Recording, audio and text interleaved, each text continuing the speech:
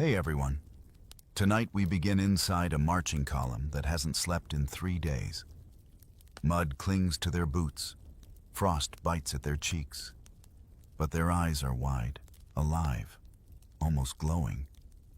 These aren't just soldiers, they're soldiers on meth.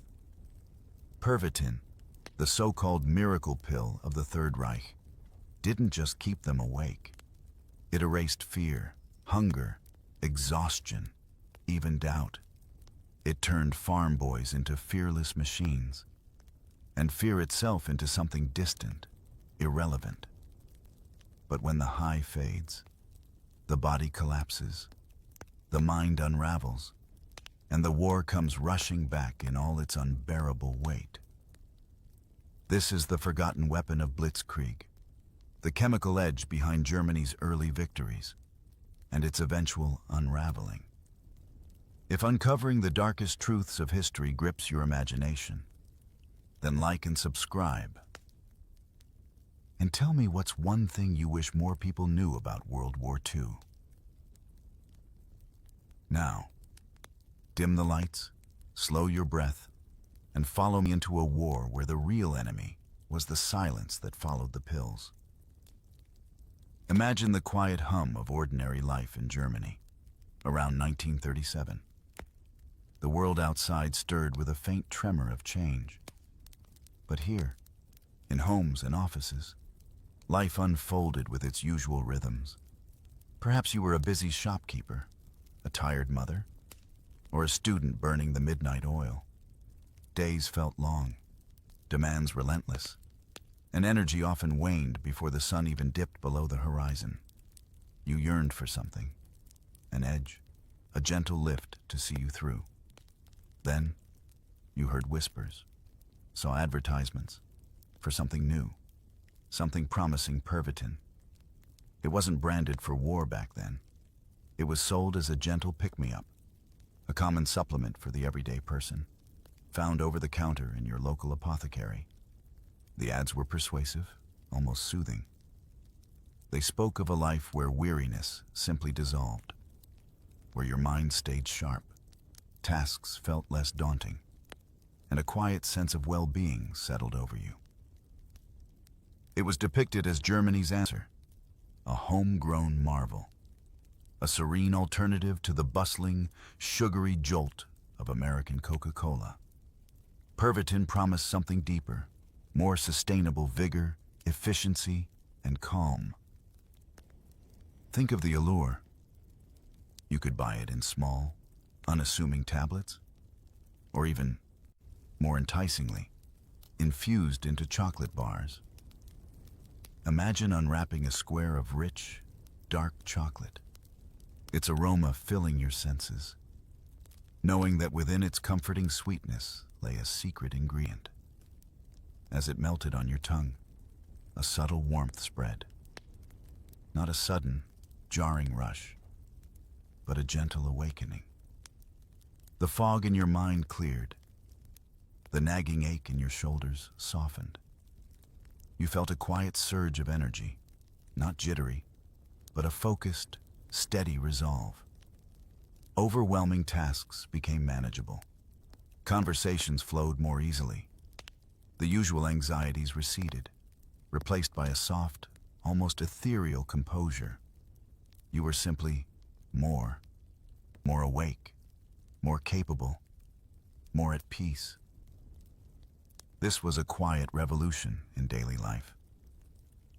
People spoke of feeling less burdened by the relentless march of time, finding new clarity, a gentle hum of productivity that carried them through the day and into the evening without the usual slump. It was seen as a modern marvel, a testament to German ingenuity, a simple pill to unlock a better, more efficient you. An innocuous beginning, a soft promise of a brighter, more tireless existence. But even as its gentle power permeated homes and workplaces, a darker, more ominous transformation was quietly taking shape, waiting to twist this benign innovation into something far more devastating. The very qualities that brought peace to the civilian would soon be weaponized. turning a soothing calm into chilling indifference, and sustained vigor into relentless, destructive force. The gentle calm Pervitin offered to civilians was quickly noticed by those with a far more ambitious vision. As the 1930s drew to a close, the air in Germany vibrated with whispers of national destiny, of an ideology obsessed with human potential. The Nazi regime, chillingly focused on physical and mental superiority, saw not just a supplement for tired workers, but a key to forging an unstoppable force. Imagine you are a scientist, a doctor, observing this compound's effects. You see not a civilian enjoying their evening, but a soldier, marching for days, unburdened by natural limits. The Nazi dream was simple, yet terrifying: to create the super soldier, a man who could transcend fear, endure endless hardship, never question, never tire, never falter. What if perfection could be engineered? The decision was made with chilling efficiency. Pervitin, the gentle civilian aid, was swiftly repurposed. It wasn't just recommended for the troops, it became a staple, an almost integral part of their daily existence, as routine and essential as bread, or indeed, as bullets. Imagine receiving your rations. Beside your dry biscuits would be a small, unassuming packet of white tablets. You might not fully understand it, only that officers spoke of its benefits, keeping you sharp, keeping you strong. You are a young recruit, fresh from the farm, accustomed to the rhythm of the sun. Now thrust into relentless drills, you feel the natural fatigue, aching muscles, the gnawing anxiety. Then, you take the pill. The initial effect is subtle, a quiet easing of tension, a sharpening of focus. Soon, that subtle shift becomes profound. You are awake. Not just awake, but intensely, vividly alert. Days melt into nights, yet your eyes remain open, fixed on the horizon, senses keenly attuned. The cold that once bit less severe. The gnawing hunger recedes, and fear, the raw, visceral fear, it simply isn't there, replaced by a cool, detached sense of purpose, a strange, almost exhilarating feeling of invincibility. You move with tireless rhythm, mind clear, body a well-oiled machine. The world might blur from the relentless pace, but your inner vision remains sharply defined. You are no longer just a man. You are a tool, finely honed and relentlessly driven. This was the dream-taking shape victory, chemically engineered.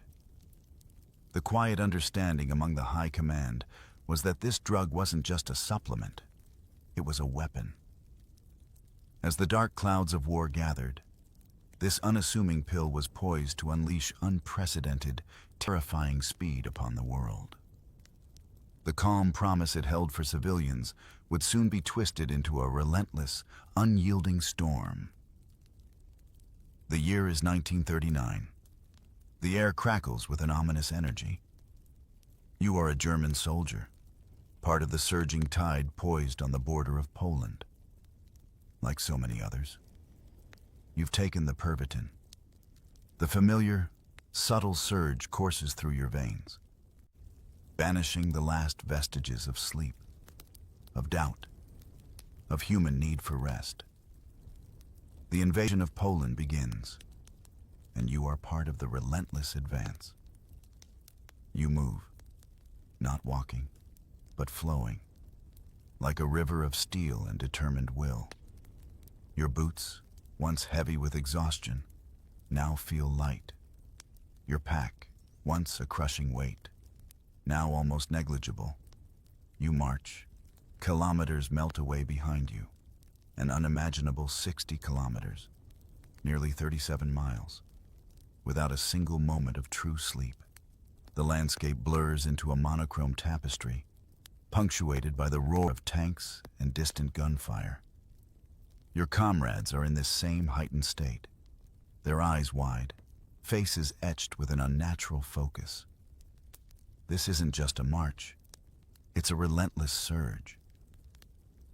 The German war machine, the Blitzkrieg, is defined by its astonishing speed, its unyielding momentum. In 1940, the invasion of France unfolds with the same chilling velocity. You advance through unfamiliar terrain, pushing past shattered defenses, through towns that gasp in surprise at your sudden, almost phantom-like appearance. Allied forces, accustomed to slower warfare, are simply stunned.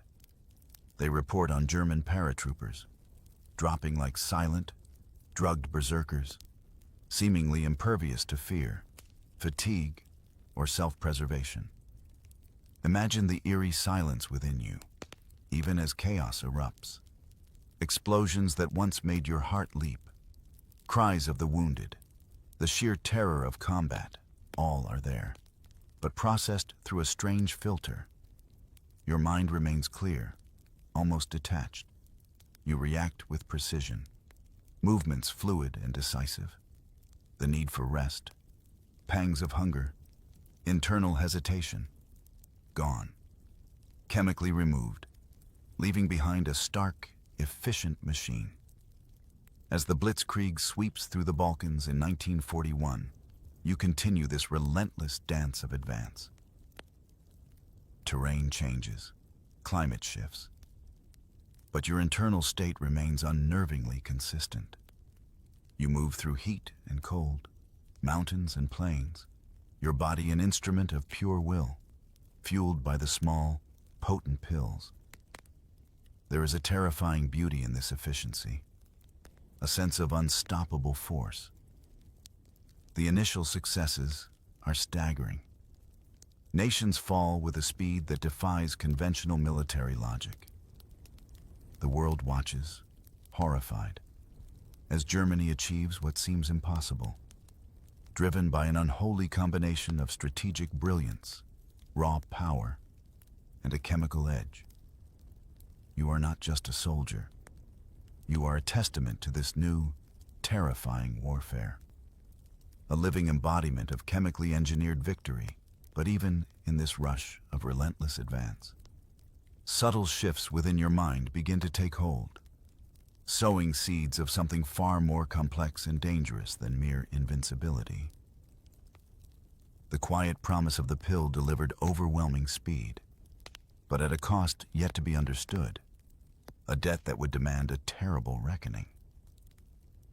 As the initial surge of the Blitzkrieg gave way to the grinding reality of prolonged conflict, the quiet hum of Pervitin within you intensified, shaping not just your actions, but the very landscape of your mind.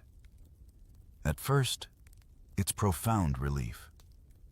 Imagine the relentless pressure, the constant danger, the bone-deep weariness. Then, the pill. The initial rush is exhilarating, a crystalline clarity, a laser-like focus, an almost boundless energy. You are a young soldier, barely out of your teens, facing horrors no one should witness. But with Pervitin coursing through your veins, something fundamental shifts. You feel truly invincible. Bullets whistling past seem to belong to a different dimension. The screams of the wounded, the acrid smell of gunpowder, the desperate faces of the enemy, all observed, registered, but somehow distant. Fear, that primal, gut-wrenching emotion, simply isn't there, not suppressed, but erased. And strangely, wonderfully, you feel a peculiar joy, not giddy, but a deep satisfaction in your relentless efficiency, your unflinching resolve in the face of death. But this altered state, this shimmering bubble of invincibility, comes at a price. As days blend into weeks and the pills become a constant, necessary presence. The delicate boundary between reality and delusion begins to blur. At first, it's subtle. The propaganda you've heard, the stirring speeches, they no longer sound like mere rhetoric. They become your truth, something you feel in your bones, manifested in the world. You might start to see patterns where none exist, connecting disparate events with unnerving certainty. Nazi ideology, once abstract, solidifies into a hallucinatory reality within your mind. You become convinced of your absolute rightness, your unwavering purpose. The enemy isn't just an opponent. They are a malevolent force. Caricatures aligning perfectly with the darkest portrayals. No room for nuance, no space for doubt. Everything is stark, absolute, profoundly clear. This clarity, however, is a deception. Your mind, once a sanctuary, is no longer entirely your own. It has been subtly invaded, its natural filters bypassed. You are driven, yes, but by an internal engine running on synthetic fuel, distorting perceptions, coloring emotions, shaping your very understanding of the world. The world might scream with truth, but your chemically altered mind interprets it through a lens of unwavering, almost blissful, delusion. This state is terrifying in its effectiveness. It creates soldiers not just fearless, but deeply, almost religiously, committed, their beliefs reinforced by an internal landscape mirroring extreme propaganda. But what happens when the chemical wears off? When artificial clarity dissolves, and the true, unvarnished reality of war crashes back into a mind ill-equipped to process it. The seeds of dependency and breakdown are sown, transforming the soldier not just into a machine, but a fragile vessel, sailing on a sea of manufactured reality, dangerously close to true madness. The quiet joy of invincibility conceals a creeping usurpation of your very self. The initial euphoria, the boundless energy, the chilling clarity, these were Pervitin's seductive promises. But as the relentless pace of blitzkrieg faded into the static horror of trench warfare, a darker truth emerged. The fleeting high, the engineered invincibility, demanded a price paid in the very fabric of the soldiers' bodies and minds. Prolonged use led to profound, insidious dependency. You found yourself not just wanting the pill, but desperately needing it. The day felt unbearable without it. Imagine you are in a dugout, cold and damp, artillery rumbling. You've gone too long without a dose. The familiar clarity drains away, replaced by a rising tide of discomfort. Your hands begin to tremble, subtly then, uncontrollably. Nausea grips your stomach, your head pounds, and the constant fear, once suppressed, rushes back with vengeance, amplified, distorted. But it's not just fear. It's a simmering rage, an irrational fury erupting at the slightest provocation, directed at comrades, officers, the miserable reality of your existence. And then, the crushing despair, a deep, hollow depression, making another moment on the front lines unbearable torture. The addiction wasn't just physical craving, it was psychological torment. The very substance that promised to liberate you now held you captive. Soldiers, once seemingly unbreakable, exhibited alarming changes. Their focused intensity manifested as paranoia, a creeping suspicion that everyone was against them. They saw enemies in shadows, heard whispers in the wind, their minds twisting reality into terrifying delusion. Psychosis, a complete break from reality, became an increasingly common, tragic fate. In this despair, some soldiers reached a terrible breaking point. Self-harm became a grim, last-ditch attempt to escape, a self-inflicted wound, a plea for medical evacuation, any way out of the maddening cycle. The irony was brutal. The drug designed to make men unbreakable machines was shattering them from the inside out. You see it in the haunted eyes of your comrades, their gaunt faces, unpredictable outbursts. The once bright, confident spark extinguished, replaced by hollow desperation. Quiet whispers of complaint and fear grew louder. The myth of the super soldier, once realized, was decaying in the mud and blood. The pill delivered energy and efficiency, yes, but the hidden cost was the sanity and humanity of the men who swallowed it. And as the war dragged on, the insidious grip of addiction would not only destroy individual lives, but begin to undermine the cohesion and strength of an entire army, turning its once most potent weapon against itself. While the silent, internal war of addiction raged in the trenches, a similar, though intensely private, battle unfolded within the highest echelons of the Reich. The man at its center, Adolf Hitler, the Führer himself, was not immune to Pervitin's insidious allure. In fact, he became its most prominent and tragically emblematic victim. Imagine the hushed corridors of the Führer bunker in the early 1940s. The air thick with cigar smoke, stale tea, and a faint, metallic tang. You are a shadow, watching as Hitler's personal physician, Dr. Theodor Morell, moves with proprietary air.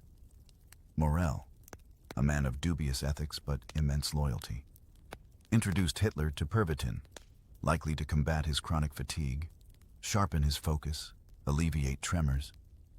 Imagine the initial relief Hitler must have felt, the surge of energy, the clarity, the renewed vigor. For a man carrying the immense weight of war, such a boost would be irresistible.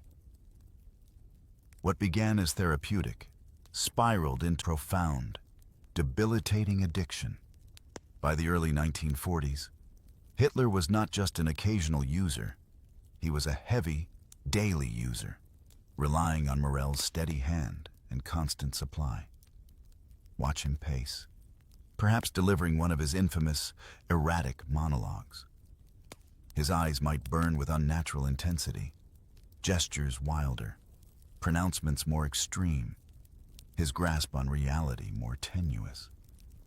Historians grapple with his bizarre, catastrophic decisions in the war's later stages, theorizing with growing consensus that his physical and mental decline was inextricably linked to his drug use. The very clarity and boundless energy Pervitin initially provided gave way to the hallmarks of chronic amphetamine abuse, paranoia, irrationality, profound delusions. Consider the cruel irony.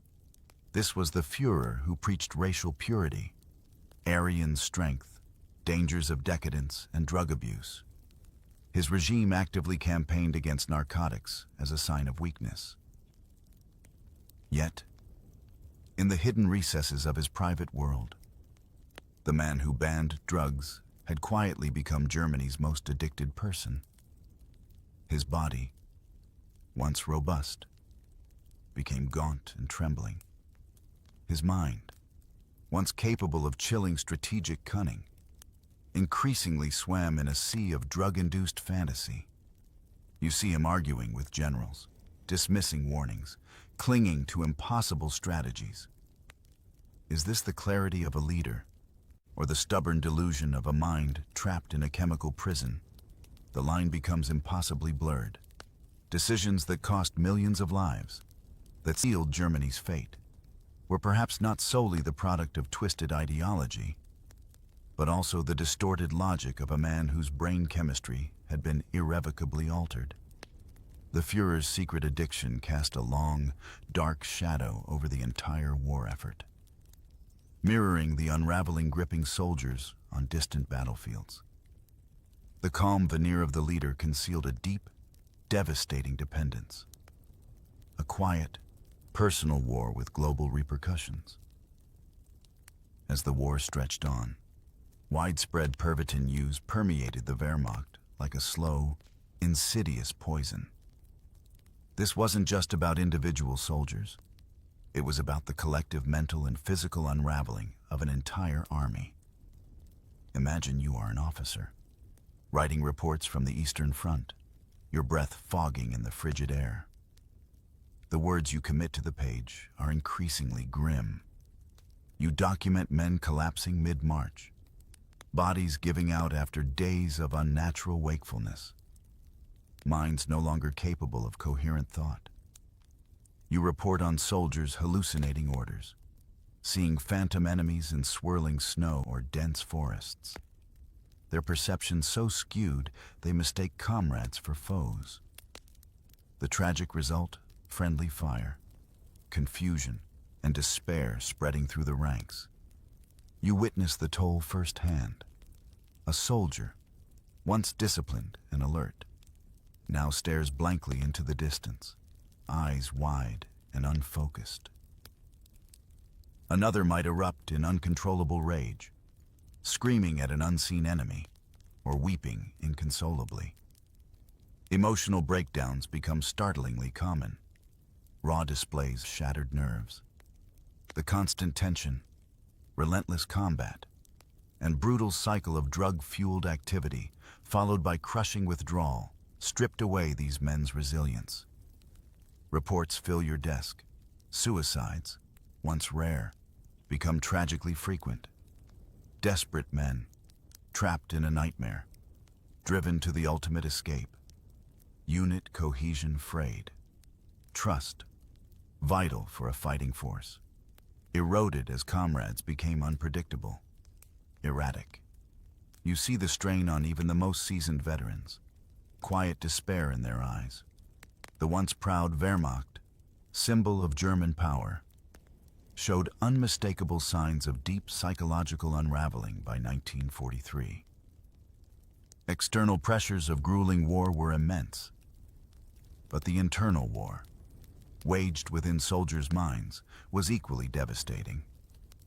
The drug that promised to banish fear now amplified paranoia. The energy it gave was paid for with an inexorably accumulating debt of exhaustion. The super soldiers were no longer super. They were broken, bodies ravaged, minds fractured by sustained chemical assault and altered perceptions. The command chain struggled to comprehend the psychological damage. How do you fight when your own men hallucinate, collapse, turn on each other?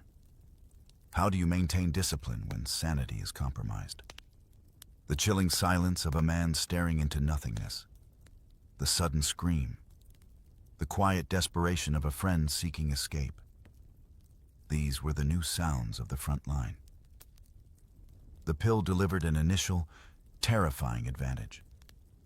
But now, it was exacting its terrible toll, transforming a formidable army into shattered individuals, a force slowly imploding under the weight of chemically induced madness. The promise of superhuman endurance had given way to terrifying fragility, and invincibility was being ground into dust by relentless addiction. By 1941, even within the rigid, bureaucratic structures of the Nazi regime, alarm bells began to sound. Widespread addiction and devastating psychological fallout among troops were too pervasive to ignore. Quietly, perhaps reluctantly, Nazi officials moved to impose control. Pervitin, once sold freely, was officially regulated, its distribution ostensibly tightened. The era of the miracle supplement for the masses was, on paper, drawing to a close. But imagine the futility of such a decree. Addiction had already fastened itself firmly, not only on the army but deeply within the civilian population. You might have seen the changes yourself the energetic civilian becoming gaunt and agitated without their dose. Desperate requests for restricted tablets. The regulations were a gesture, a belated attempt to rein in a force already spiraled beyond control. On the front lines, rules were often ignored or deemed impractical. You heard hushed conversations among soldiers, quiet assurances from NCOs that there will always be enough. Many military officers, caught in the relentless grind of war, genuinely believed the drug was not just helpful, but essential to maintaining operations. They had witnessed early successes fueled by Pervitin. They saw the impossible distances their men could cover, the days they could remain awake, the fear they shed. For them, Pervitin wasn't a problem. It was the solution, the backbone of their aggressive tactics. Think of the internal conflict. You might receive new orders about drug control. But then look at the map. At vast distances still to cover, at your men's exhausted faces, the temptation to disregard directives, to prioritize immediate war needs over abstract health concerns, would be immense. For many, it wasn't defiance, but perceived necessity. The front was harsh, unforgiving. Any tool promising an edge, however dark its shadow, was clutched desperately. There were even darker theories circulating, whispers that the ban was a ruse. Some theorized regulation wasn't about controlling addiction, but preserving limited supply for the truly massive. Brutal campaign already planned, Operation Barbarossa. The invasion of the Soviet Union. Why waste precious doses on civilians when the ultimate blow required every ounce of chemical-fueled endurance? This theory, whether true or paranoia, speaks volumes about the drug's value. It was not seen as a curse, but a vital resource. A strategic asset to be hoarded for maximum impact. Attempts at regulation became little more than a whisper against the howling gale of war. The silent march of addiction continued, fueled by desperation and a belief that this chemical edge was indispensable. The die had been cast, dependency too deeply ingrained, and the next grand, horrifying chapter of the war would unfold with Pervitin still very much at its heart. A silent, invisible participant in the greatest land invasion in history. The stage was set for the ultimate gamble, Operation Barbarossa, the invasion of the Soviet Union in June 1941. This was the strategic high watermark of Nazi meth warfare. Lessons learned, or rather, perceived benefits reaped from Poland and France, were now to be unleashed on an unprecedented scale. The Eastern Front stretched for hundreds of miles, a vast, unforgiving expanse that would test human endurance like never before. The German High Command was convinced Pervitin was the key. Imagine yourself among millions of troops poised on the border, gazing eastward. The sun beats down relentlessly. Summer heat radiates from the dry earth. You've taken your dose. The familiar clarity settles, banishing grogginess, filling you with grim determination. Orders are clear march, relentless, without pause. And so you do. You move, day and night. Your body a tireless machine, eating up vast tracts of terrain. The initial shock and speed of the invasion are breathtaking. You bypass resistance, push through villages, cover impossible distances. The heat is scorching. Dust chokes your throat. But the pill keeps you going, your internal furnace burning brightly. But the Soviet Union is vast, almost incomprehensibly so. Weeks turn into months. Initial momentum imperceptibly wavers. As autumn descends, the landscape transforms. Dry earth turns to thick, clinging mud. Days shorten, and biting cold creeps in. First a chill, then a deep, pervasive ache gnawing at your bones. And then, the true horror of Russian winter descends. Snow falls thick and relentless, burying the landscape. Temperature plummets far below zero, freezing everything. The boundless energy Pervitin once provided begins to falter. The drug, once your companion, now offers less comfort. Doses might be less frequent, or the strain too immense for even potent stimulant to overcome. This wasn't just a battle against the Soviet army. It was against the elements, against the very land itself. Starvation becomes a grim reality. Supplies are stretched thin, communication lines breaking down. The gnawing emptiness in your stomach, once masked, now screams for attention. And withdrawal symptoms, once confined to rest, now plague you even as you march. The very substance that had kept you going so long now began to kill you. Your body, stretched beyond natural limits, collapses. The drug that promised invincibility delivered you deep into an unforgiving wilderness. And now, left you there, alone, to face the bitter harvest of its false promises. The hubris of chemical warfare was meeting the terrifying, unyielding reality of nature's wrath. As the brutal Russian winter tightened its icy grip, Pervitin's grand delusion began to shatter, not just for individual soldiers, but for the entire Wehrmacht. Supplies, once seemingly inexhaustible, dwindled to a trickle. The Eastern Front's vastness, coupled with brutal attrition and relentless cold, meant regular doses became increasingly scarce. Imagine the agonizing descent. Your body, pushed to breaking point by months of marching, starvation, and exposure, now screams in protest. The familiar withdrawal symptoms, uncontrollable trembling, debilitating nausea, agonizing headaches, return with vengeance, amplified by desperate circumstances. But beyond physical torment, the mental collapse is even more profound. Hallucinations, once fleeting, now become terrifyingly real, distorting your perception, turning shadows into enemies, whispers into shouted commands. You witness the devastating toll on comrades. Men who once marched tirelessly now stumble and fall. Bodies racked by convulsions, heart failure. From prolonged strain and chemical assault, becomes a common, silent killer. Disciplined ranks dissolve into desperate, broken individuals, many walking specters, eyes hollow, minds adrift in delirium and despair.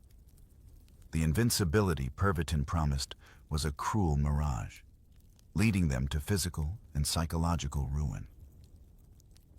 Back in command centers, the architect of this chemical war, Adolf Hitler, found his own addiction deepening. Dr. Morel continued administering a cocktail of drugs, but even these seemed to lose effectiveness against his worsening condition. His decision-making, once shrewd if brutal, became increasingly erratic, divorced from reality. His generals, witnessing forces disintegrate and their leaders' delusion grow, began to lose faith. The Wehrmacht, once invincible on meth, a force that swept across Europe with terrifying speed, began to implode. The drug that propelled its early successes now contributed to its agonizing demise. It didn't just fail to win the war, in a profound, tragic sense. Pervitin helped to lose it. It pushed men beyond limits, fostering a dangerous illusion of strength that ultimately led to overextension, starvation, and a breakdown in morale and sanity no military might could overcome. In the end, as the final bitter snows of war began to fall, Pervitin's legacy was not triumph, but profound human cost. It was a testament to the dangerous allure of quick fixes, of trying to chemically engineer destiny. The silence that followed the pills was not just the quiet of exhausted bodies and minds, but the echoing silence of a war lost, in part, by the very weapon that promised absolute victory. And perhaps, as the snow gently covers the vast, cold plains, the silent lessons of its deceptive promise remain, whispering softly in the quiet air. Foreign, the Second World War, turned the globe into a battlefield over 80 years later. The war is fast slipping out of living memory, but the remains of that terrible conflict can still be found all around us today. From megabunkers to bullet holes, shipwrecks to cemeteries. I'm James Rogers, a war historian who is fascinated by these time capsules. They tell us the stories of death and glory, ingenuity and desperation now for the history. Hit YouTube channel. I'll be looking for the last traces of World War II on the 26th of May, 1940. The situation of the British Expeditionary Force in France was looking dire. Pushed back to the sea by the rampant German blitzkrieg, the majority were now trapped in a pocket on the northern French coast. The odds were stacked firmly against them just before 7 p.m. that evening. Churchill ordered the evacuation. The eyes of the world would be on the French port of Dunkirk. What happened over the next few days would go down in history, an audacious attempt to get as many out as possible failure would have meant certain defeat for the British. It would have meant surrender. The Germans were slow in closing the pocket around Dunkirk, thanks in part to a stiff rear guard action put up by the Allies to minimize the risk to their own troops.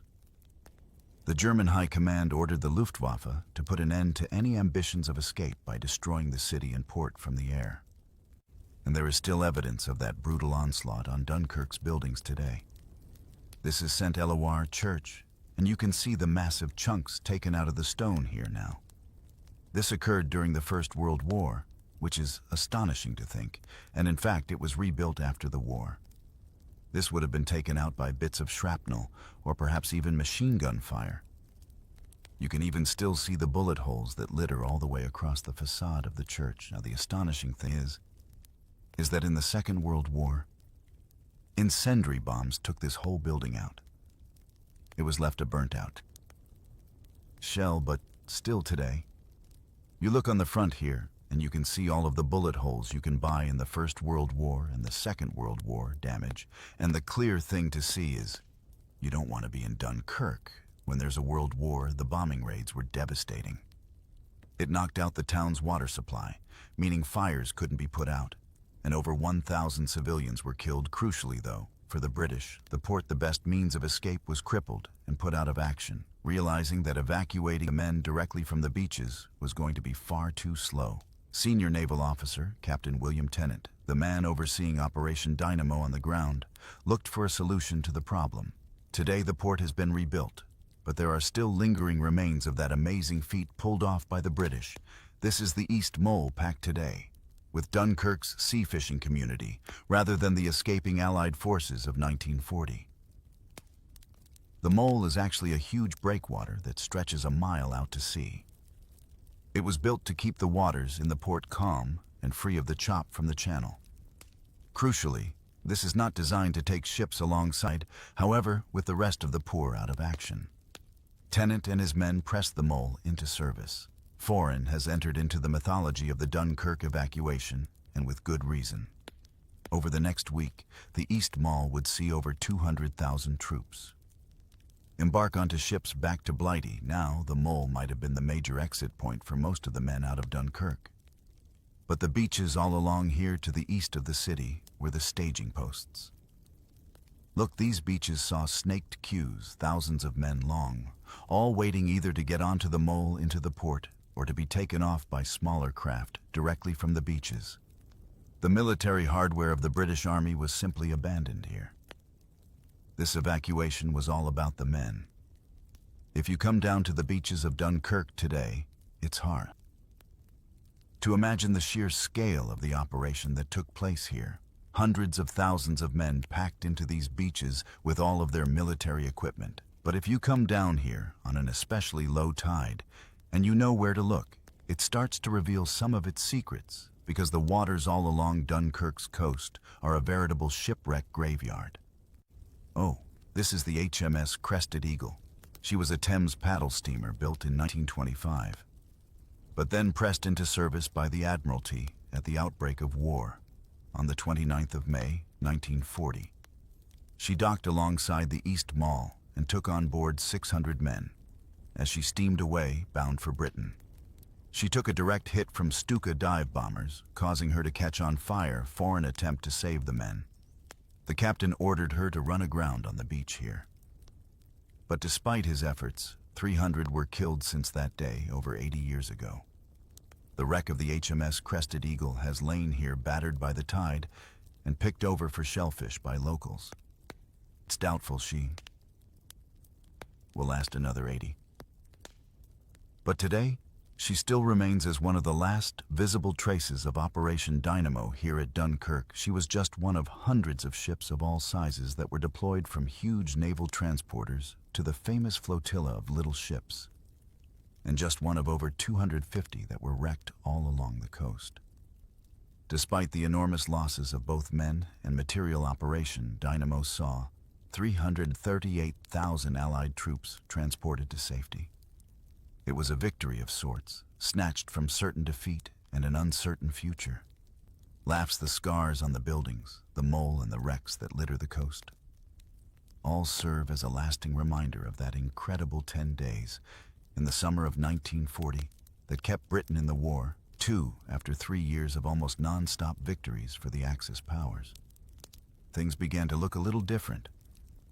The Nazi invasion into the USSR began to falter, stuck fast by the icy eastern winter, and the USA, provoked by the Japanese attack on Pearl Harbor, entered the war on the side of the Allies with the might of the U.S. to the west and a wounded but not yet defeated Soviet Union to the east. Hitler faced the nightmare position of fighting on two fronts. In response to this, on March 23, 1942, he issued Directive 40. In the days to come, the course of Europe will be seriously exposed to the danger of enemy landings. The improvements of fortifications are to be so made that the main defensive effort lies in those coastal sectors that are the most probable sites for enemy landings. The directive tasked the Third Reich with creating a bristling fortress along the Atlantic coastline. This was a static defense network that was meant to be impenetrable. To attack this was the birth of the Atlantic Wall. Hitler's theory was a defensive wall on the Atlantic coast would protect his flank facing towards the UK and the USA. This would allow him in turn to throw the might of his armies against the Soviet Union, defeat them once and for all, before turning his attentions back to the West. This was to be an enormous undertaking, and in order to achieve it, he turned to his gigantic engineering organization. Organization Todt, founded by Ireland, National Socialist Fritz Todt. He oversaw the biggest civil and military engineering projects in the Reich, from the building of the Autobahn to the Siegfried Line. However, the Atlantic Wall would be a project on another level entirely, and the man responsible for it was Organization Todt's Franz Xavier Dorsche. The question was where to start. Nazi High Command were convinced that the Allies would need a major port as a gateway into Europe, so places like Ostend or Calais or Esbjerg here in Denmark. And so it was these ports that were bolstered with new defenses. They were the first bastions of the Atlantic Wall. The ports became fortresses packed with men and materials to repel any attempt at capturing the port and allowing the Allies a foothold in Europe. But it became very clear to Nazi High Command that there were still vast waves of undefended European shoreline to remedy this. Hitler ordered a new directive. He wanted 15,000 bunkers built along the entirety of the European coast. And he wanted it done in 7 months. An impossible task. Hitler was now obsessed by his wall.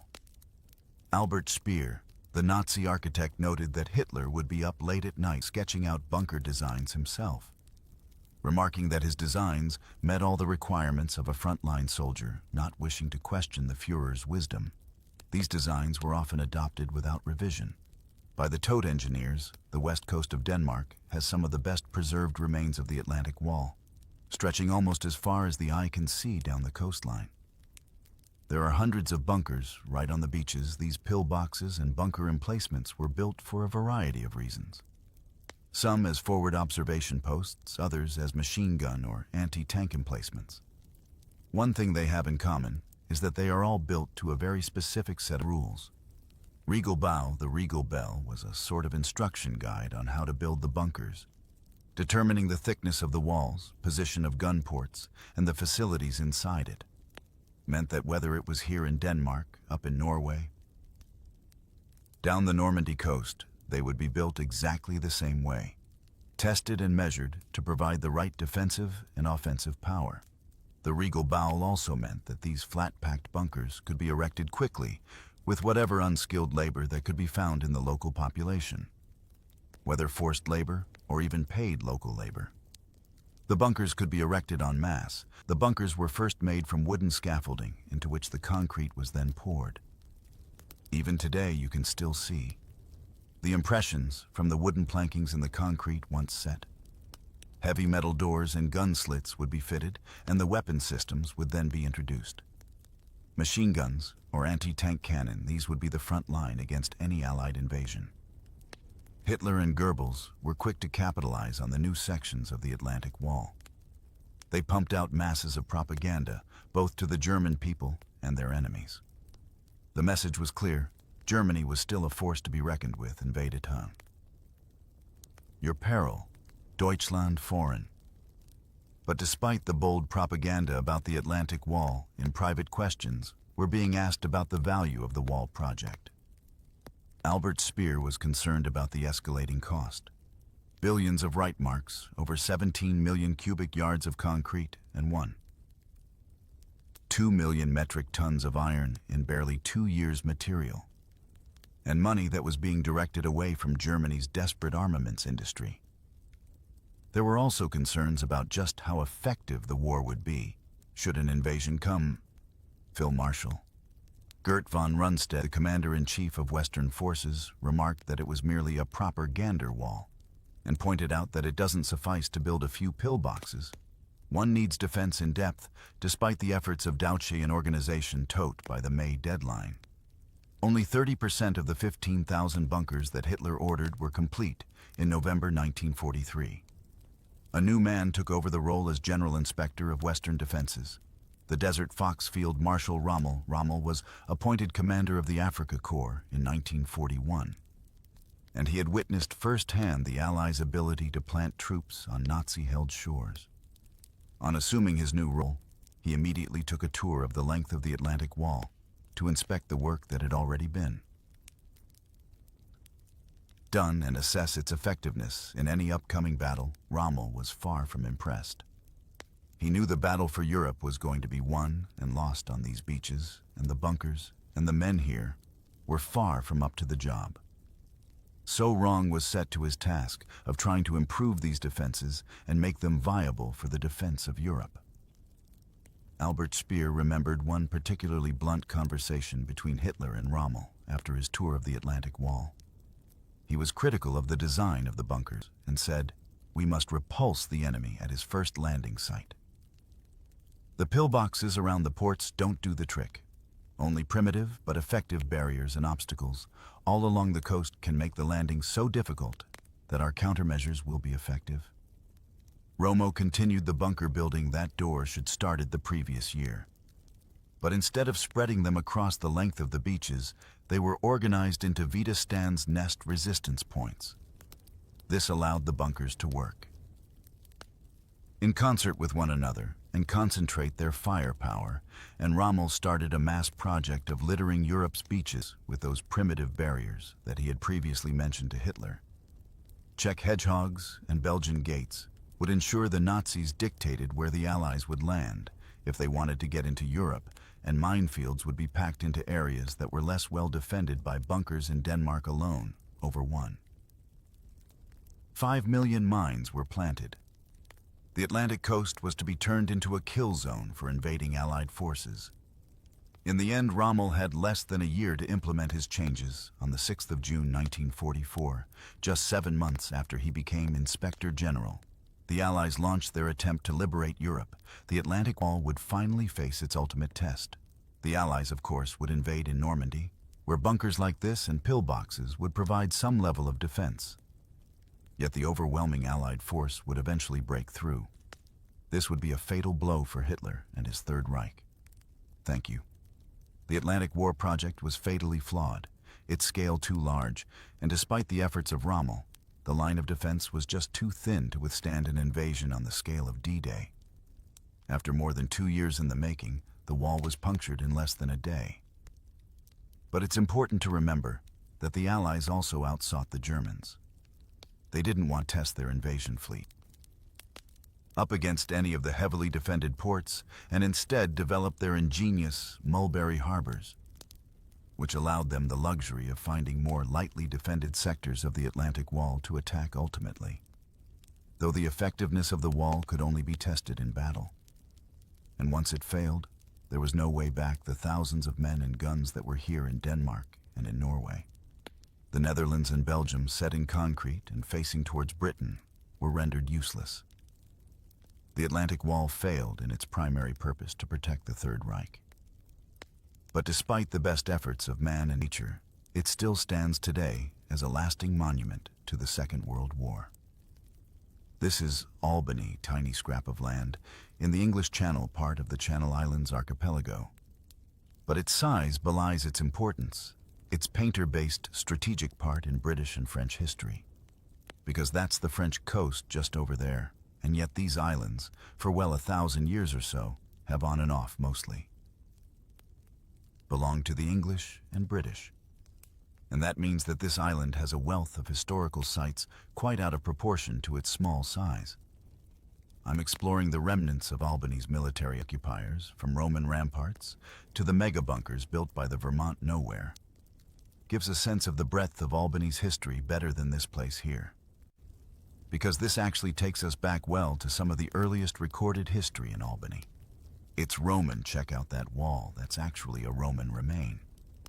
It's got to be one of the best Roman reigns I've ever seen in the British Isles. You can see the herringbone formation there. What's interesting is that the arch in the middle is 18th century.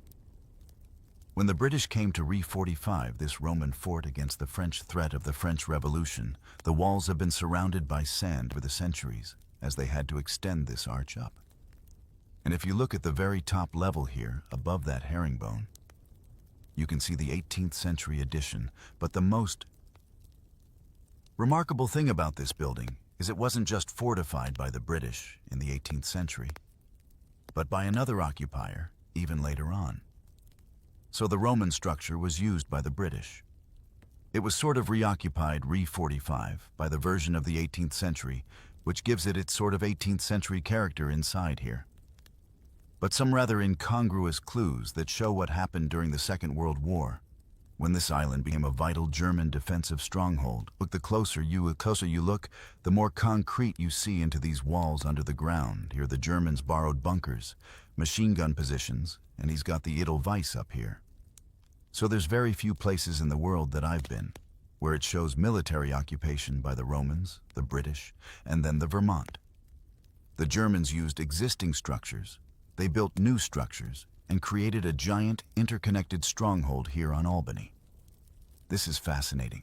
This is the only example in existence in Europe, a German machine gun position, where the gun is braced on these little notches here, and someone can stand in here and feed fresh ammunition in it. And as you can see here, this machine gun crew would have a perfect field of fire along that beach. But this is just one of hundreds of military structures right across this tiny island. When France fell to the Germans in June 1940, the decision was made to demilitarize and abandon the Channel Islands. The British government realized they couldn't put up any resistance against German forces now they were so close in occupied France in Albany. The civilian population was evacuated. They left on British ships and were taken either to other Channel Islands or to the British mainland. That meant that when the Germans landed, they found this place almost completely empty. This is Albany's harbor, and as a result, it is incredibly strongly defended. You can see fortification on the far side. But look at the headland I'm on now. Everywhere as far as the eye can see, dotted with bunkers gun. Positions, searchlight positions. We know that in the immediate area here, there were 11 artillery pieces, including anti-tank guns that could have fired at ships or troops. Landing in this area here, and also 9 anti-aircraft guns, which can actually be lowered so they can fire at targets on the surface as well. So this was an incredibly strong position. It feels like Alderney had been turned into one gigantic, static, potent battleship out here in the sea. As the Second World War progressed, it became clear to the Germans that the Allies were planning a major invasion of Western Europe. Gathering forces in Britain in response, the Germans decide to fortify the Channel Islands, turning them into a theoretically impregnable string of fortresses that would guard the stretch of French coast to the west of the Cotton Turn Peninsula now. Albany might be one of the smallest, the Channel Islands, but it became the most heavily fortified gun platforms. Like this one here, were built now, right here in the middle. They'd have mounted big naval guns of the kinds that were installed on German battleships. And these would have allowed the Germans to close off this passage over there. You can see Guernsey, or they can see Jersey. The guns here would overlap with guns fired over there, forming a kind of invisible wall through which Allied shipping wouldn't be allowed to pass over. There is the coast of France. So on the other side of Albany, you'd have guns that would close off that gap as well. So this whole stretch of French coast and these coastal convoy routes that the Germans wanted to take would be protected. Albany was covered in concrete. The Germans burrowed into the earth. That's why I'm standing now. You've got this huge gun platform. Each one was protected against invasion. There were 3 rings of barbed wire around this one. There was a minefield. There were flamethrowers over there on those 2 little helix. There was anti-aircraft gun funds in the middle. There was a strong point, dozens and dozens of these kind of features absolutely littered this tiny island, turning it into one massive fortress, barring the Roman fort overlooking the island's harbor. Alderney was home to very few fortifications up until the 18th century. In this period, Britain and France continued to compete for world domination, and the threat of an amphibious invasion of southern England was always on the cards, magnifying the strategic importance of the Channel Islands. This is a particularly fascinating site. This is what Torgis now we think. Well, somewhere around here on this headland. There would have been an 18th century gun battery. During the 18th century, Britain and France were fighting basically for control of the world. Global hegemony in the 19th century, Britain and France again found themselves in competition. It was a huge naval arms race, and the Victorians built a lot of forts around the coast of the British Isles. But nowhere more remarkable than this one here. This protected the coast here in Albany. Got Bray Harbor over there. This was a place where French troops could have landed. So you've got these giant gun platforms here built by the Victorians facing at sea. But what's amazing about this place is basically on top of this Victorian site, you have German defenses added on. You literally can see on top of these Georgian foundations. You've got the concrete here, and there would have been German machine guns here, larger caliber. German weapons, this headland would have bristled with defensive weaponry. Check out down here. So this is wonderful. You're coming through these thick Victorian walls now, down this tunnel at the bottom.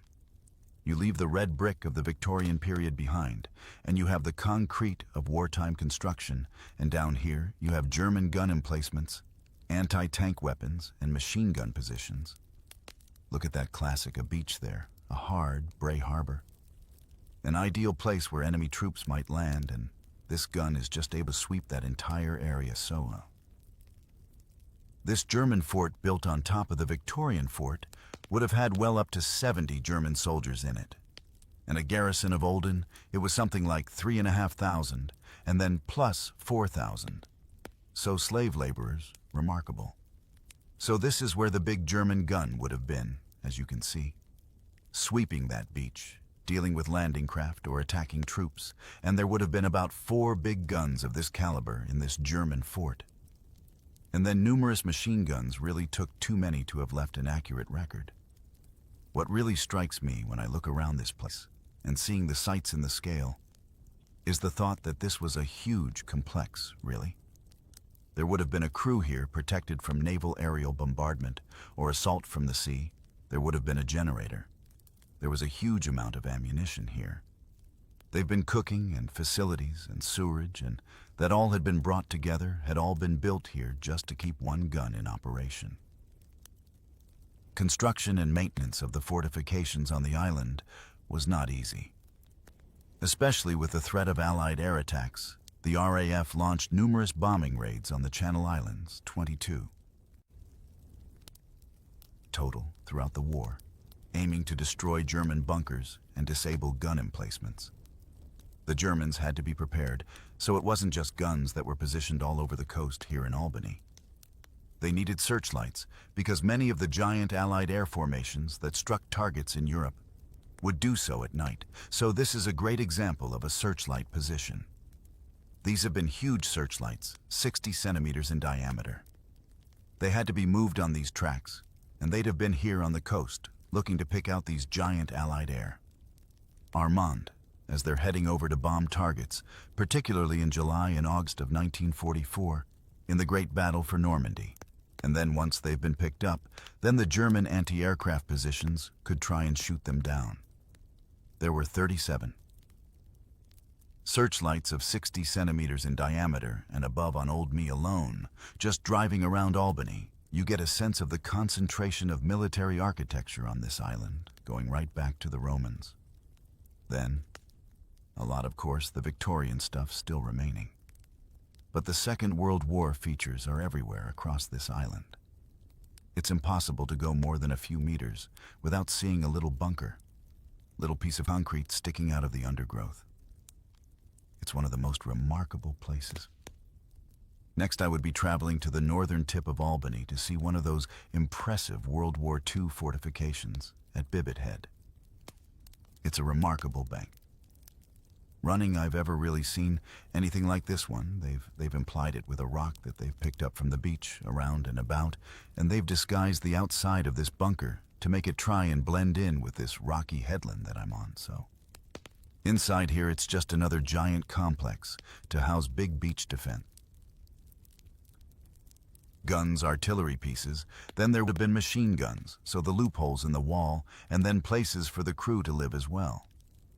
Apparently it's a long tunnel, yeah? Here we go. A long tunnel connecting us with another can actually ask with another artillery position out on the headland. Let's go. Scale of this construction effort is extraordinary. And come constantly getting surprised every time I go to a new bunker. You think you've seen it all. Wow, and this bit's very badly flooded. Oh yeah, that chain of beyond as well. I think I might at this point turn back rather than have wet feet for the rest of my expedition in orderly. Applause, Moo. Applause.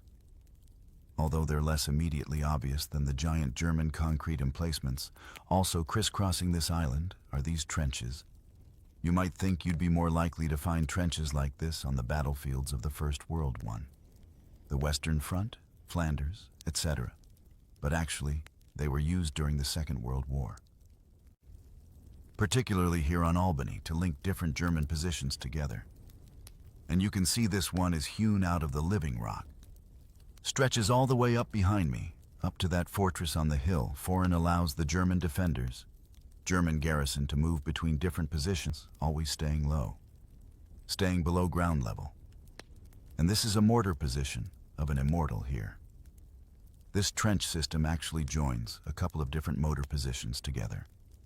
Our mortar is a gun, basically, that fires bombs high up in the land, then on the heads of your enemy. After a long tour of the island's defensive structures, tunnels, and trenches, it was time to head to Albany's most iconic World War II landmark. I'm on the eastern tip of all of you now, and you get a fantastic view from here across the Narrows to France. That's the tip of the Cotton-Tan Peninsula in Normandy. And look how close we are to France, only about 9 kilometers away. And look at that tide ripping through there.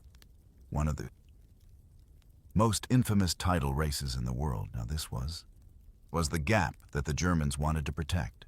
And so this artillery here would work with this gigantic building here. This was effectively kind of a rangefinder, an observation tower. Each of those 3 layers had German observers looking out to sea, and then each of the 3 layers talked to a different battery. Underground telephone cables went out to a battery of big heavy guns that could then work to bring down gigantic weight of fire on enemy ships. Spotted through their enemy ships, foolish enough to try and get through this gap. Because there's another set of giant artillery pieces on the French coast as well. So between Albany and the guns over there, this gap, this route along the coast of France was shot to Allied shipping. Not the most accessible bunker in the world, but worth it, because look at this. This is well-painting murals from the 1940s. And what's fascinating is that the German crew down here obviously tried to create well. Make it sort of comfortable. Try to beautify it slightly, because I didn't particularly enjoy living in a concrete box underground. Look at this. Oh yeah, look, this is fantastic. Still chipboard. So providing a sort of inner wall covering up the concrete, just making the room feel a bit warmer, feel a bit less barren. And these, there would have been, I think, beds that would have hung down from here. You've still got some of the fittings up there, so they would have had chained bunks along here. Wow, check this out. Incredibly beautiful painting here. And then you've got some German words here, which I think is a danger of death. If you don't close that valve, funny juxtaposition warning people of our mortal danger. Right next door to this rather beautiful sort of flowery and leafy motif here. And those that were in mortal danger were the thousands of slave laborers brought over to Albany from Europe and North Africa as part of Nazi construction programs. The workforce also included natives of the Channel Islands. The gigantic scale of military building here on Albany required a huge army of workers to finish it, and those workers were found from around Hitler's Nazi Empire and moved here by force. They were forced laborers. They were housed in a number of camps around Albany, of which very little remains. They were deconstructed after the war, and they were housed in such flimsy and miserable conditions that little of it is still upstanding, unlike the huge concrete structures that they built. But here you can see the remains of some of the accommodation in one of the camps. The hard standing down there, which would have been covered with a flimsy shelter. The conditions under which those laborers were held were pretty brutal. They were denied access to health care and proper food, and many of them died whilst being forced to work on this island on the 700. 100 camp inmates lost their lives before the camps were closed, and the remaining inmates transferred to France in 1944. Channel Islanders were liberated in 1945. Following the German surrender and the horrors of the only concentration camp to be built on British soil were exposed. Channel Islands remained in German hands almost till the very last hours of the Second World War. The Allies bypassed them, they liberated France. They moved into Low Countries, into Germany, and brought the Second World War in Europe to a close, leaving these islands in German hands. So all of the work that had been done to fortify them, protect them from an Allied amphibious assault. A work that cost the lives of so many of the thousands of slave laborers that were brought here was in vain when the people of Albany returned. They found an island that was much changed, tens of thousands of landmines, trench systems, bunkers, concrete fortifications, crisscrossing their home, and those had been built by slave laborers, many of whom had been worked to death.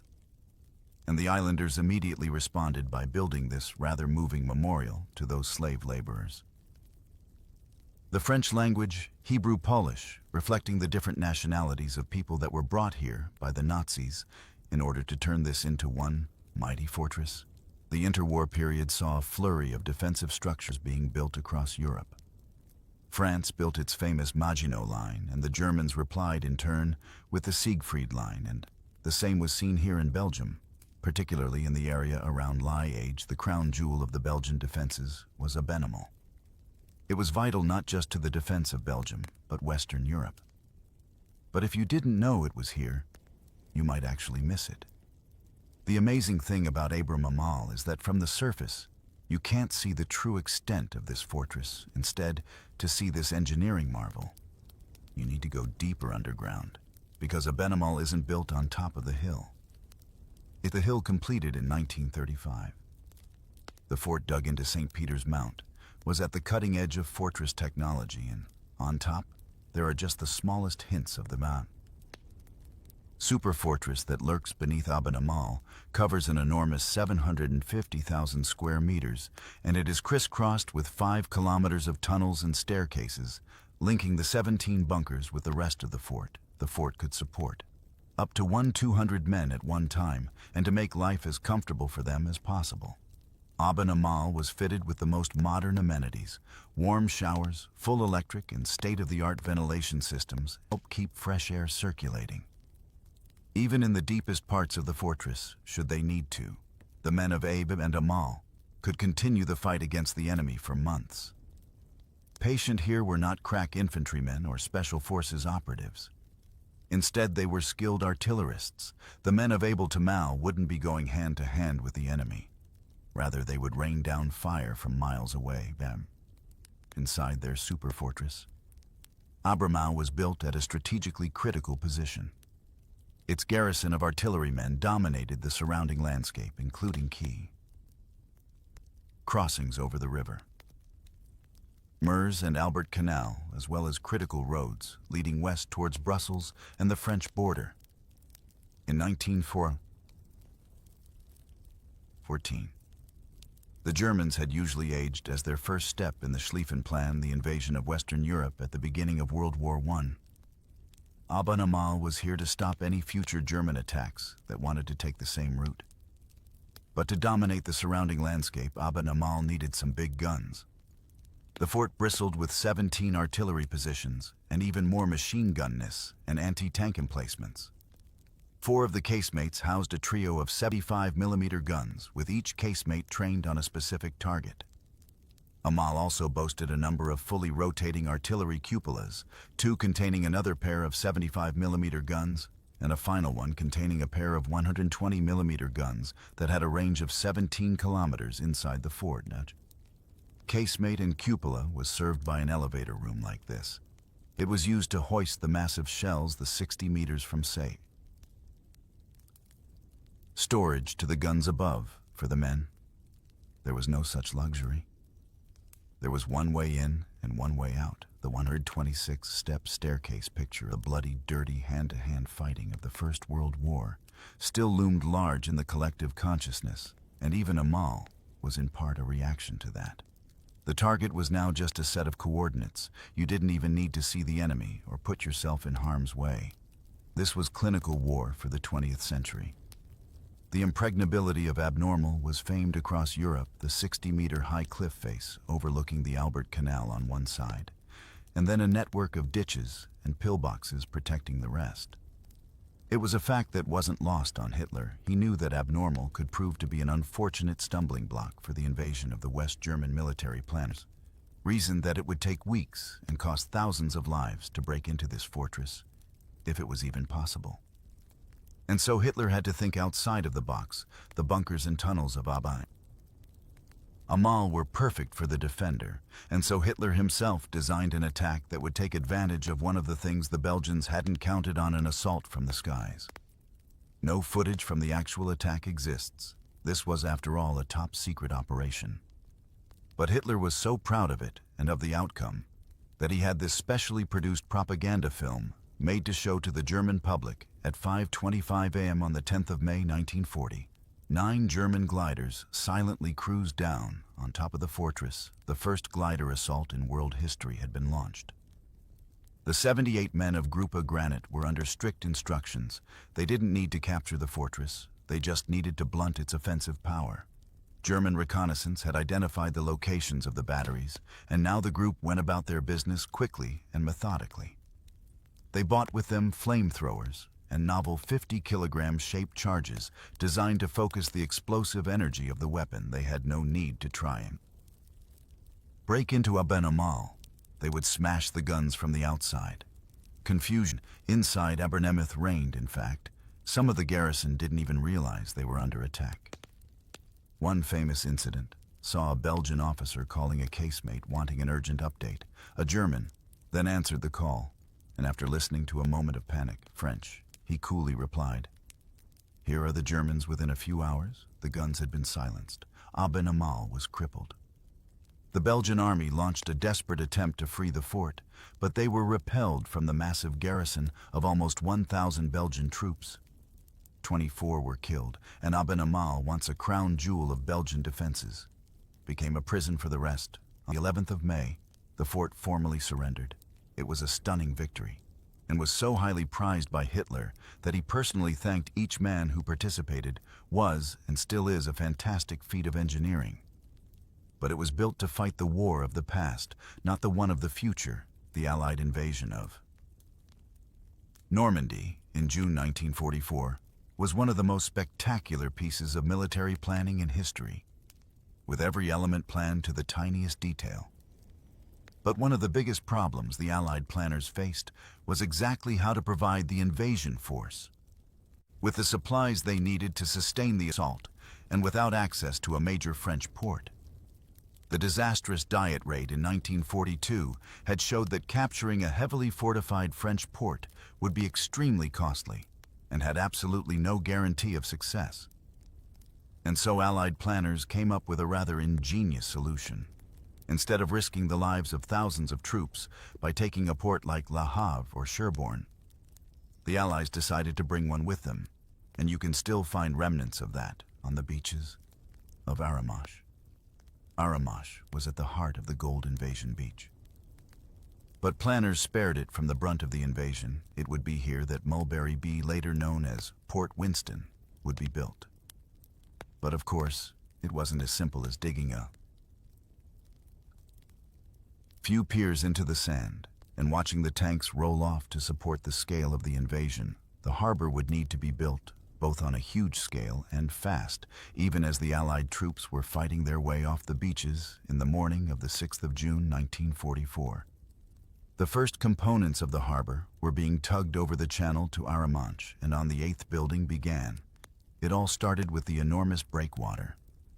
And I've come up to the cliffs to the west of Aramash to get a better view. The harbor wall here at Aramash measured over 5 miles long, and it was made up of these concrete caissons, each 60 meters long and 8 meters wide. The building of the different components of the harbor started at the end of 1943, with the work taking place across the UK from the Thames estuary to the Scottish coast. Once the caissons were made, they were then purposely sunk to keep them out of sight of prying enemy eyes, before being refloated in the days leading up to the invasion. It was this resurrection that gave them their code name, Phoenix. But these Phoenix blocks were just a single part of the huge Mulberry operation. And back down on the beach, you can find other bits of evidence of the harbor standing right here. In the middle of the beach, just a few hundred meters from the town center, is the centerpiece of the remains. This is a huge piece of a pierhead codenamed Spud. It was on these platforms that men and supplies were unloaded. The first step for many of the invasion, thousands of tons of steel and concrete went into making the Mulberry Harbor. But despite this, the entire harbor is designed to float. It needed to not only support the weight of an army, but also flex with the rising and falling tide. The roadway's codename Whales floated on these massive floats, called beetles, and the spuds were hollow. It was, and still is, an astonishing achievement on the beach today. You can see just a fraction of what would have been here in June 1944. The harbor here was built up of 33 jetties and 10 miles of floating roadway. Once Port Winston was complete, it rivaled the size of Dover, and it's still considered one of the greatest achievements in military engineering. But what's most amazing is that they didn't just build one, they built two. Just a few miles down the coast, on the American landing beach of Omaha, At the French town of Saint-Laurent-sur-Mer, Mulberry A was built less than 2 weeks after the invasion. Both the harbors were functional, allowing a steady flow of men and armaments onto the continent. But on the 19th of June, disaster struck when the worst storm in 40 years blew through Normandy. It ripped Mulberry A from the seafloor, leaving it irreparably damaged. Mulberry B, which had slightly better protection from the storm, survived, but only just rapid repairs were made, and for the next 10 months, Port Winston landed too. 5 million men, 500,000 vehicles, and 4 million tons of other supplies. It lasted 7 months longer than expected and was a vital part of the Allied logistical plan. Foreign harbors have reached the end of their operational life. They still had an important role to play, and if you know where to look, you can find parts of them today. Over the river Nawaro, an hour to the south of Aramanche, deep in the Norman countryside. There is a rather functional-looking bridge. It's in fact a remaining section of one of the whale roads. In the aftermath of the Normandy campaign, the Mulberry Harbor was sliced up and used to patch up the French road network, and here almost 80 years later, it's still performing its job. The Mulberry Harbors are still held up as being a marvel of military engineering, admired the world over, with perhaps the most telling praise of all. Coming from Nazi architect Albert Speer, who said to construct our defenses, we had in 2 years used some 13 million cubic meters of concrete and 5 million tons of steel a fortnight after the landings. By the enemy, this costly effort was brought to nothing because of an idea of simple genius scattered along the West German border in fields next to streams and forests. There are strange structures, lumps of concrete and twisted steel poking out of the ground. These are the remains of one of the most daring projects of Hitler's rule. The Siegfried Line long before the outbreak of the Second World War. Hitler had plans on German expansion to the east. However, he was concerned about the response of the West, so to deter any Western Allied intervention, he wanted to build a line of defenses at his rear. The Siegfried Line was made up of bunkers, ditches, tank traps, and minefields, running 400 miles along the German border with France-Luxembourg and the Low Countries in 1936. Germany remilitarized the Rhineland and construction of the mighty West Wall could begin. However, progress was slow, too slow for Hitler, and so in 1938, he handed the task over to his engineering genius for its tote, who immediately set about building the defensive line of Hitler's dreams. He put more than 500,000 men to work on the project, using millions of tons of gravel and cement and thousands of coils of barbed wire. Within 4 months, he had built 10,000 bunkers and innumerable belts of tank traps. It was an astonishing feat, as the project continued to pace. Hitler was noted to have said that no power on earth would be able to break through the most gigantic fortified zone of all time. And for a long time, he was right for almost 6 years. The Siegfried Line lay intact and almost untested, impeding no one other than the local farmers. But having successfully broken out of Normandy by the end of August 1944, Allied forces were keen to press home their advantage, whilst the British and Commonwealth troops pressed north into the Low Countries. The Americans were given the task of driving straight to Germany. The most direct route was through the Hurricane Forest on Germany's border with Belgium.